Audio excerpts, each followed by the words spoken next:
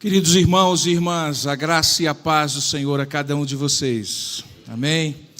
Quero dizer a Raquel como eu tenho sido abençoado, minha querida irmã, pelo seu ministério, junto com Marcelo, toda essa banda abençoada.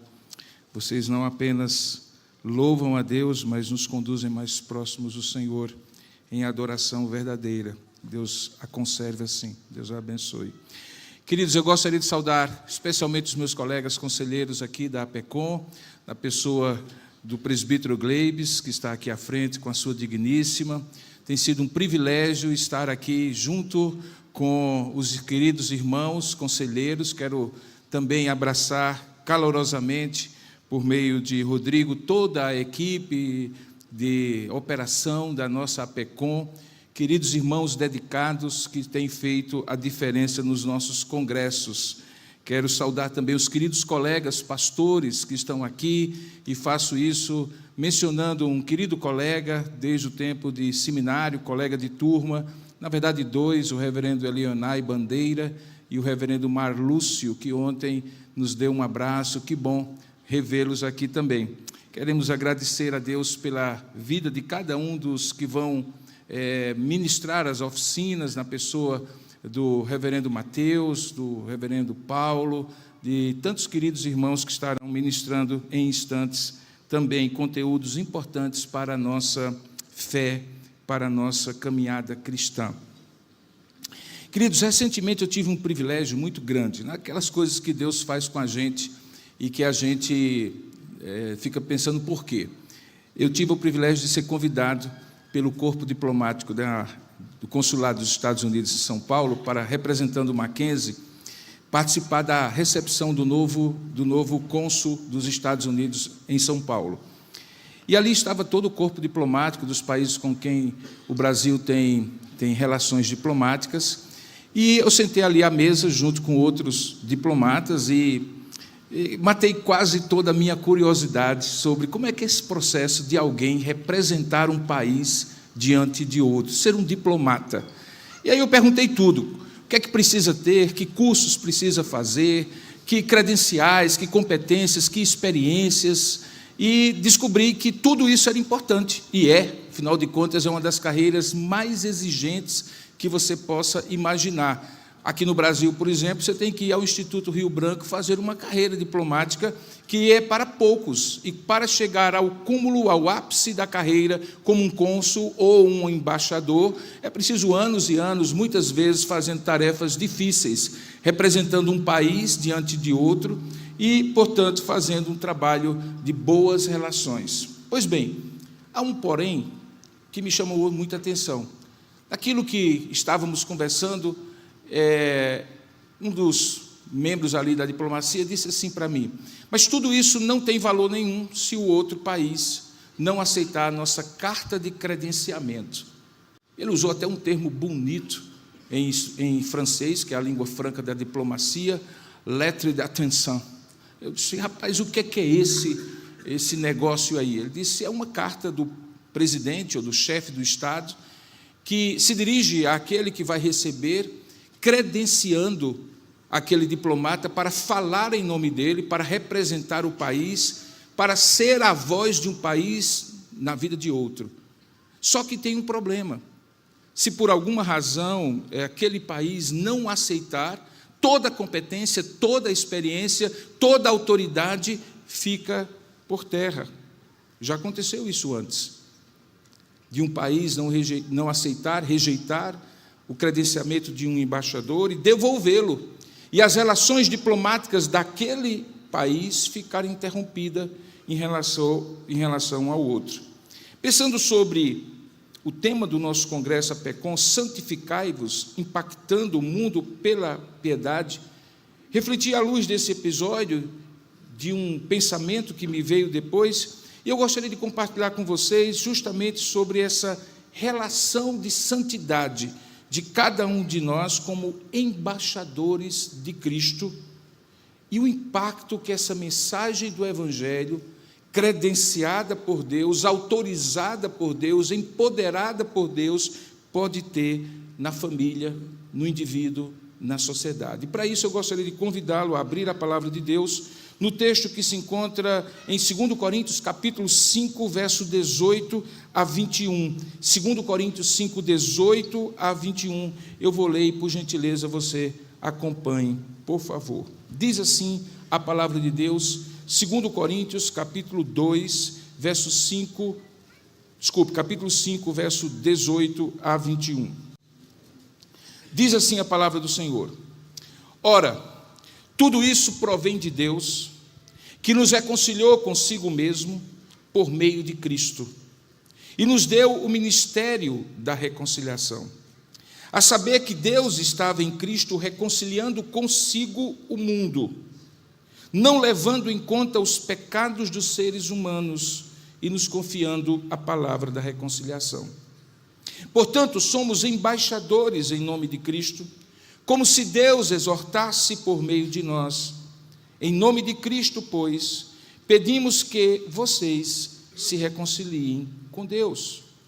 Aquele, portanto, que não conheceu o pecado, Deus o fez pecado por nós, para que nele fôssemos feitos justiça de Deus.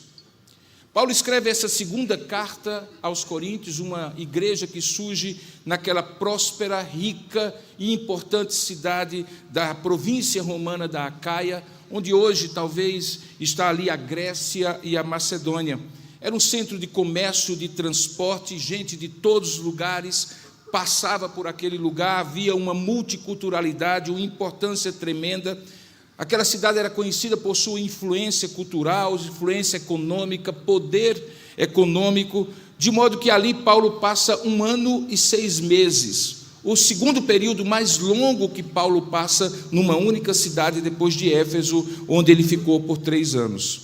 Dali de Éfeso, depois de sair de Corinto, ele então escreve as 2 cartas que nós conhecemos como 1 Coríntios e 2 Coríntios. A primeira carta ele escreve e trata de algumas questões que são explícitas ali, questões de divisão, mau uso dos dons espirituais, desunião na igreja e uma série de coisas. Mas em 2 Coríntios, a carta que os comentaristas costumam chamar de carta escrita com as tintas das lágrimas, Paulo traz muito sofrimento e muita angústia de coração por uma situação que ele passa quando volta a Corinto. Ele encontra ali uma igreja diferente daquela que ele havia deixado, em parte porque era uma igreja que questionava a sua autoridade ministerial e apostólica. Aquele homem que havia plantado aquela igreja, formado aquela liderança, agora era questionado porque na sua ausência muitas vezes parecia um desleixo, uma falta de consideração para com aquela igreja. Começaram então a questionar o que eventualmente acontecera com Paulo, e Paulo, entristecido, diz: porque no meio de muitos sofrimentos e angústias de coração vos escrevi com muitas lágrimas. E então ele parte em 2 Coríntios para fazer uma defesa do seu ministério apostólico. Mas veja que situação Paulo se encontra. Ele tinha que dizer: eu sou apóstolo, autorizado por Deus, credenciado por Deus, na autoridade do Senhor, mesmo que eu não esteja presente, porque a minha presença física não é a razão da minha autoridade, mas ao mesmo tempo ele tinha que fazer isso de uma maneira prudente, piedosa, para não parecer que ele estava chamando atenção para si, fazendo uma reivindicação de valor próprio, de justiça própria, de capacidade própria. É nesse instante, então, que chegamos ao capítulo 5, e isso fica muito claro quando Paulo faz uma ligação, uma conexão entre o seu ministério e o ministério de Cristo. Aquilo que ele era e aquilo que ele faria ou havia feito, era exatamente aquilo que Cristo havia feito em nome do Pai, por quem ele era. E a questão envolvida, então, nessa conexão é: qual é a credencial? Preste bem atenção nisso, querido. Qual é a credencial que Paulo, e por conseguinte cada um de nós, pode apresentar para ser embaixador de Cristo a um mundo cheio de pecado, em que as pessoas não apenas nos rejeitam, mas também rejeitam aquele que nos envia, o Deus que nos enviou com essa representação? Qual é a credencial? Como nós podemos mostrar a carteira de credenciamento, a carta de credenciamento para um mundo que, em tese, a princípio e de todas as maneiras rejeita não apenas a nós, mas rejeita aquele que nos enviou, como ser o embaixador diante de um Estado, de um império das trevas que já é hostil. Diferentemente de outros estados, quando as relações diplomáticas são rompidas e o embaixador não é enviado, o nosso Deus envia embaixadores, eu e você, para um estado hostil, para o império das trevas, para um mundo cujos princípios, valores, crenças nos rejeitam, porque rejeitam aquele que nos enviou. Que credencial nós podemos oferecer? O que nós podemos mostrar? O que nos dá o poder? O que nos dá a autoridade de sermos reconhecidos, ouvidos, cridos e aceitos como embaixadores de Cristo?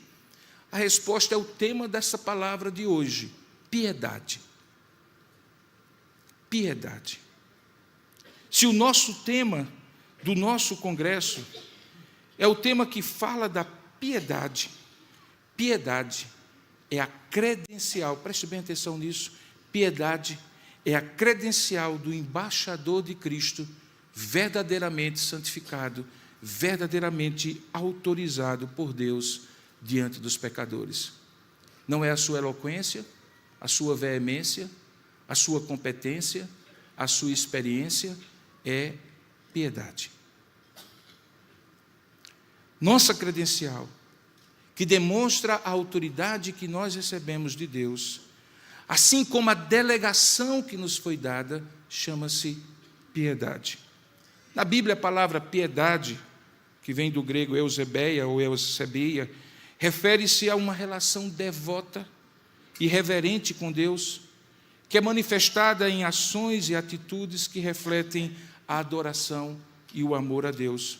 É um estado de espírito, mas também uma prática de vida que se expressa através da reverência, da devoção, do respeito e da obediência a Deus. Por isso, no sentido bíblico, piedade não se limita a rituais, a práticas religiosas, mas é uma relação de intimidade com Deus. Ela é caracterizada pelo amor, pela reverência, pela devoção àquele por quem nós fomos enviados.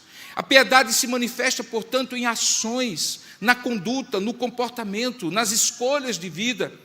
Reflete a vontade de agradar a Deus em tudo. Piedoso é o homem que tem Deus como seu objetivo maior de agrado, de reverência e de dedicação. Perceba, um embaixador num país estranho não tem por objetivo agradar aquele a quem ele se apresenta, mas agradar aquele que o enviou, e assim é a piedade. William Barclay considera que o vocábulo grego eusébia ou eusebia é quase intraduzível para o português ou para o inglês, como era o comentário original. Por isso, além de piedade caracterizar alguém que sempre adora corretamente a Deus e lhe dá o que lhe é devido, além disso, esse homem piedoso também serve corretamente a seu próximo e dar ao seu próximo aquilo que lhe é devido. Ou seja, a pessoa que é eusébis, piedosa, é aquela que está em correta relação com Deus e em correta relação com o próximo. Barclay, no seu comentário, faz uma referência ao historiador grego Xenofonte, que considera Sócrates, o filósofo, como um homem modelar na sua piedade. É dito sobre ele que ele era tão piedoso e tão devotamente religioso que não queria dar passo algum sem a vontade do céu. Era tão justo e reto que nunca causou nem o mais insignificante prejuízo a pessoa alguma. Tinha tal domínio próprio, era tão temperado que nunca preferiu o mais fácil ao melhor. Era tão sensível, tão sábio e tão prudente que nunca se equivocou ao distinguir o melhor do pior. O reformador João Calvino, na sua obra magna, As Institutas, diz assim: eu chamo piedade aquela reverência unida ao amor de Deus, que o conhecimento de seus benefícios assim induz. Pois até que as pessoas reconheçam que tudo devem a Deus, que são nutridas pelo seu cuidado paternal, que Ele é o autor de todos os seus bens e que nada devem buscar além dele, nunca lhe renderão um serviço voluntário e piedoso. No prefácio dessa obra, dirigida ao rei Francisco I, Calvino afirma que o propósito em escrever aquela obra magna foi transmitir unicamente certos rudimentos pelos quais aqueles que possuem zelo pelo cristianismo podem ser moldados na verdadeira piedade. Ele usa a palavra pietas, latina, no sentido de designar essa atitude correta de um homem para com Deus. É uma atitude que inclui conhecimento, sim, verdadeiro, adoração sincera, sim, fé salvadora, temor filial, submissão e amor reverentes a Deus, saber quem e como Deus é, uma correta doutrina e uma correta teologia, mas também envolver atitudes concretas para com Ele e para com o que Ele deseja que você faça, que é justamente a piedade. O primeiro catecismo para a instrução dos cristãos, Calvino diz assim: a verdadeira piedade consiste em um sentimento sincero que ama a Deus como Pai e o reverencia como Senhor, apropria-se da sua justiça e teme mais ofender a Deus do que enfrentar a morte e os homens. Nos comentários, Calvino também reflete a importância dessa piedade. Em 1 Timóteo 4, 7 a 8, ele diz: você fará algo de grande valor se com todo o seu zelo e habilidade se dedicar unicamente à piedade. A piedade é o começo, o meio e o fim da vida cristã. Onde ela é completa, não há falta de amor. Portanto, quando nós estamos falando de piedade, não nos confundamos. Piedade não é um exercício de competências, de capacidades humanas, de esforços humanos para a santidade. Piedade é o resultado dessa obra de santidade, dessa obra de santificação. E eu poderia resumi-la de uma forma muito simples. Piedoso é o homem que se parece tanto com Cristo que chega a confundir-se com Ele. Por isso, o embaixador não representa a si mesmo, representa quem o enviou. Apesar de citar Sócrates e Calvino, deixe-me dizer, se você quiser ser piedoso, nem é Sócrates, que o apóstolo certamente não tem em mente para inspirar o nosso ministério de reconciliação, nem tampouco o nosso modelo, mesmo sendo um homem de Deus, é Calvino. Para nós, o piedoso por excelência é Jesus Cristo. Aquele em quem não se achou dolo algum, em nada. De modo que piedoso é aquele cujo caráter de Cristo está sendo formado como uma gestação pela vida inteira, a ponto de quem o conhece, com ele se relaciona, ouve as palavras, interage, recebe as credenciais e a mensagem da reconciliação, sabe que ele está falando em nome daquele que o enviou, com a mesma autoridade como se Cristo ali estivesse. Observe que isso fica claro no texto, e eu lhe chamo a atenção novamente para ele. A palavra de Deus diz, no texto que nós lemos, no versículo 19, que Paulo afirma de maneira clara que Deus estava em Cristo reconciliando consigo o mundo. Em outras palavras, Cristo era o embaixador de Deus para o mundo hostil. E ele o faz não levando em conta os pecados dos seres humanos e nos confiando não somente Cristo como embaixador, mas também a nós a palavra da reconciliação. Portanto, por causa disso, somos embaixadores em nome de Cristo, como se Deus exortasse por meio de nós. Observe que antes de afirmar o que somos, embaixadores, e o que devemos fazer, exercer o ministério da reconciliação, Paulo explica quem é Cristo e o que ele fez. Ele deixa claro que Cristo é o mediador, que Cristo é o embaixador por excelência enviado por Deus ao mundo, pois Deus, diz o texto, estava em Cristo. Lembre que Jesus afirmou: eu e o Pai somos um. Lembre que Jesus disse: quem me vê, vê o Pai. Lembre que Jesus falou: quem crê em mim, crê não em mim, mas naquele que me enviou, porque eu não falo por mim mesmo, mas o Pai que me enviou, esse me ordenou o que dizer e o que anunciar. Essas são expressões de quem se reconhece como embaixador por excelência. Observe ainda que o Evangelho nos revela qual foi a motivação de Deus ao fazer isso. Porque Deus amou o mundo de tal maneira, Ele deu o seu Filho unigênito para que por intermédio dele todos que nele creem não pereçam, mas tenham a vida eterna. Portanto, a obra mediadora de Cristo não é apenas uma obra representativa, mas é uma obra redentiva para nos justificar dos nossos pecados. No verso 21 do texto que lemos, Paulo argumenta: aquele que não conheceu o pecado, ou seja, o Filho de Deus, o Pai o fez pecado por nós, para que nele fôssemos feitos justiça para Deus, ou justiça de Deus. Portanto, é Cristo quem não apenas representa o Pai, mas em nome do Pai redime o ser humano caído em pecado, e o faz isso na condição do embaixador por excelência.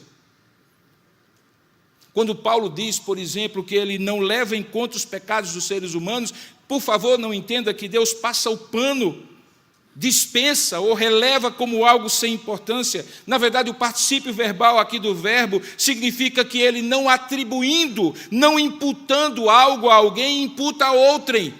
E é exatamente aquilo que a gente chama de obra substitutória de Cristo, vicária, aquilo que ele põe sobre o seu Filho, retirando de sobre nós, que é o pecado. O pecado não foi colocado na conta do ser humano, embora fosse sim culpa dele. Ao contrário, o pecado foi imposto a Cristo, a quem o Pai fez pecado por nós, para que nele fôssemos feitos justiças de Deus.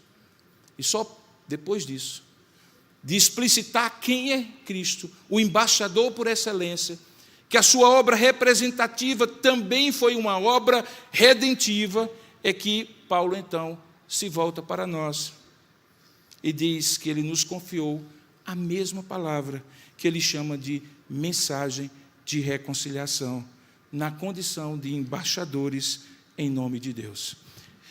Perceba então que aqui nós temos um grande desafio, queridos irmãos. Se um embaixador de qualquer país fala em nome do seu chefe de Estado, o representa, tem a autoridade de quem fala em nome do Estado que o enviou, nós muito mais. Nós não apenas representamos Cristo, nós somos enviados para fazer a obra redentiva, não em nós mesmos, mas apontando para Cristo, e isso chama-se Ministério da Reconciliação. E Deus dá isso a cada um de nós, não apenas aos pastores ou oficiais da igreja, de modo que todos nós fomos comissionados, e ao sermos comissionados, a credencial do nosso trabalho, aquilo que nós somos, para quem nós somos enviados, é exatamente o que Cristo foi ao ser enviado para o Pai, inclusive nos usando como se Deus exortasse por meio de nós, que é a expressão que Paulo usa no texto. Portanto, a piedade é a credencial do embaixador de Cristo, verdadeiramente santificado e autorizado diante de Deus para realizar esse ministério da reconciliação. Mas como isso acontece? E aqui eu quero lhe chamar a atenção para 3 coisas importantes nesse ministério da reconciliação. A primeira delas, a sua motivação. É possível fazer as coisas para Deus numa base apenas comportamentalista, por dever, por obrigação, por senso de que assim devemos fazer, e o nosso coração permanecer intocado, com motivações tortuosas, que caminham com a nossa carne, que contaminam as nossas motivações, e que nos fazem algumas vezes representar meio Deus, meio a nós mesmos, meio a nossa igreja, meio a nossa denominação, meio o nosso ministério e meio Cristo. Mas um embaixador representa somente um, e não é ele. O embaixador precisa todo o tempo estar questionando qual é a sua motivação. Está aí porque o trabalho é tão sutil e tão delicado. Ele pode ter as suas próprias impressões daquele momento que ele precisa falar em nome de quem o enviou, mas ele não tem a autoridade de torcer aquilo que foi dito. Isso me leva ao segundo aspecto, a palavra ou a mensagem desse trabalho de reconciliação. Não pode ser outra senão aquela que Cristo mesmo trouxe para nós. Nós não podemos torcer o conteúdo daquilo que nós falamos para agradar aqueles que estão ouvindo, mas também não precisamos deixar de imprimir o amor, a graça, a piedade, porque isso é piedoso, que próprio Deus teve em relação àquelas pessoas, quando amou o mundo de tal maneira.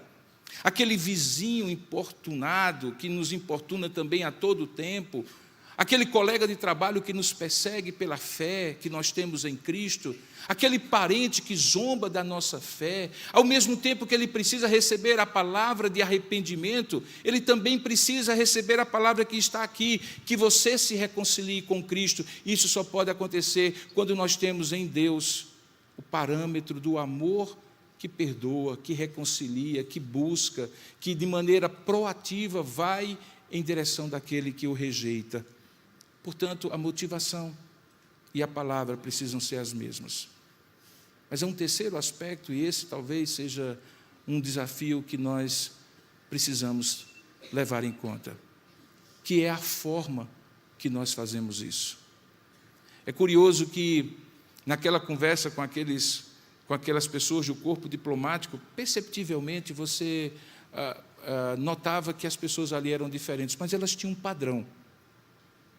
Eu gosto de observar as pessoas, e embora uns fossem mais efusivos, alguns fossem mais quietos, tímidos, embora alguns fossem do temperamento mais claramente diretivo, outros um pouco mais cautelosos, havia um padrão comportamental. Eles cuidavam das palavras e das ações deles, porque eles não queriam causar constrangimento ao país que os enviava. Porque quando o embaixador, quando um membro de um corpo diplomático perde a noção da ética, da moral, do bom comportamento numa nação estrangeira, não é ele que se envergonha, é o país que o envergonha, que o enviou que se envergonha. Nós vivemos um mundo hoje, irmãos, em que a piedade não pode ser alguma coisa só comportamental, mas também não pode dispensar um comportamento digno do Senhor. E talvez seja nesse aspecto que os crentes em Cristo, como embaixadores de Jesus, têm falhado mais, especialmente na nossa nação. E aí eu não aponto o dedo para ninguém, a não ser para mim mesmo, mas observo na internet, na TV, nos órgãos de informação. Queridos, nós somos de uma época, boa parte dos que estão aqui, em que nós cuidávamos daquilo que dizíamos diante de pessoas ímpias e descrentes, para não envergonhar o Evangelho. Hoje os intestinos dos relacionamentos cristãos e da igreja são expostos na internet. Hoje as pessoas brigam entre si, mesmo sendo cristãos, com palavras impiedosas e duras, não importando que eles estejam fazendo um verdadeiro espetáculo escandaloso diante daqueles que os assistem. Parece que nós perdemos, de alguma forma, a capacidade de dizer assim: cuidado, nós temos uma grande nuvem de testemunhas nos observando e nós podemos ser pedra de tropeço. Portanto, além da motivação e da palavra, o comportamento de um embaixador é fundamental para manifestar a piedade como sua credencial.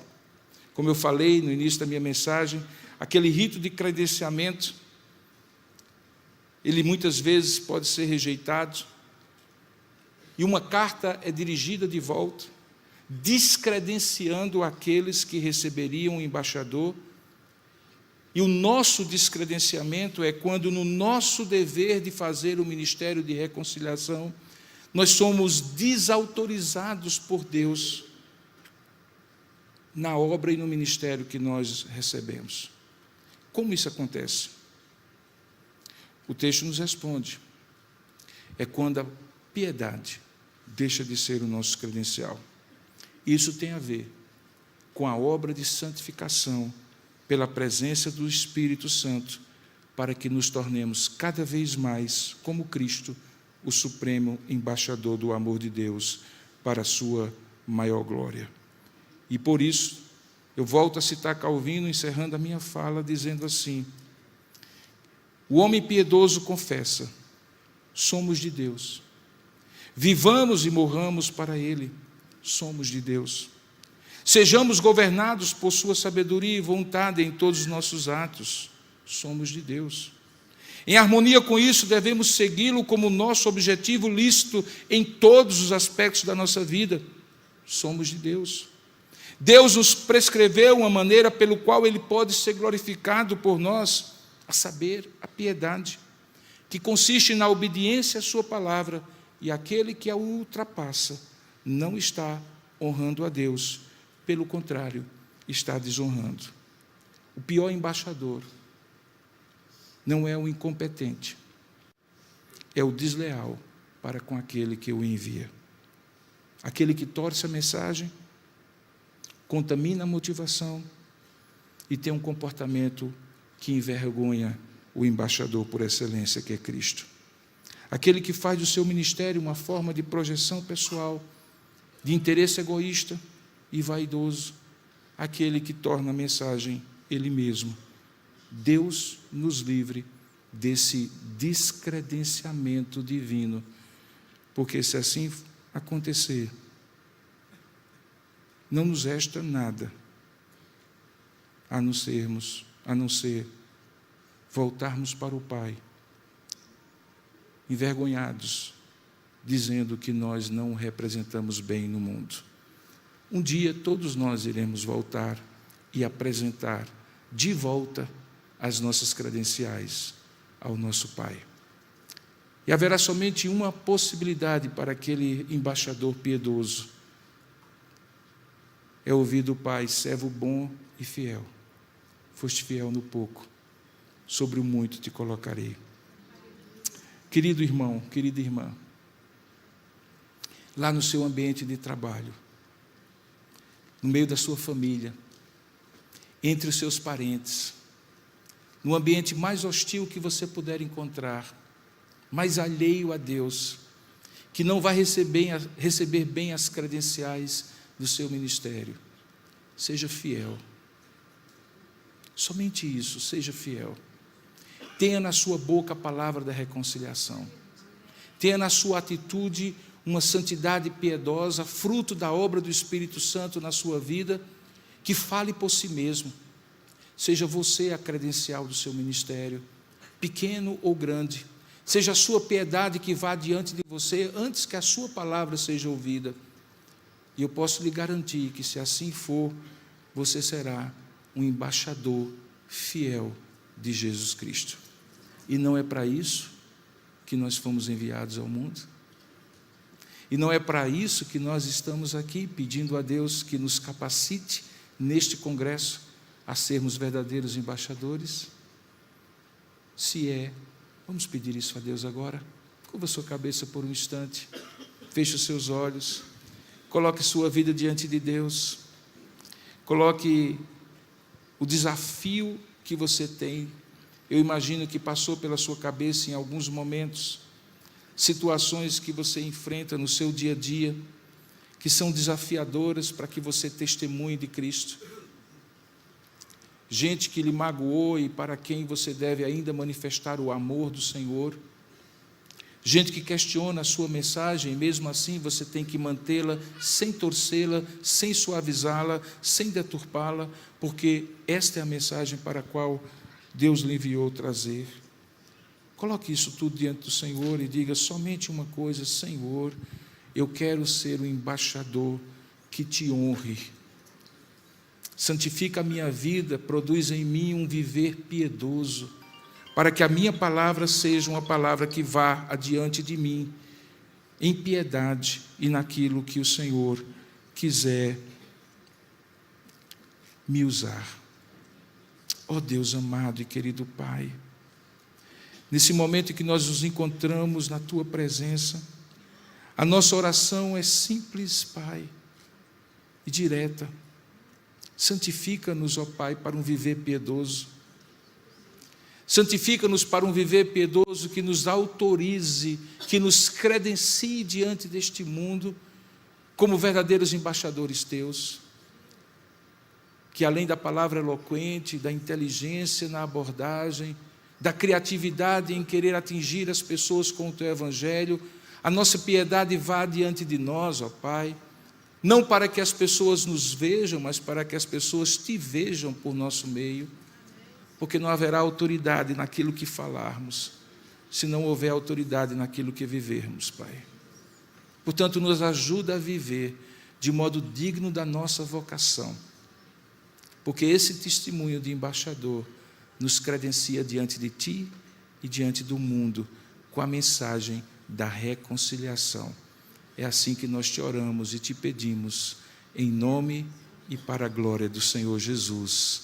Amém. Amém. Deus abençoe, queridos.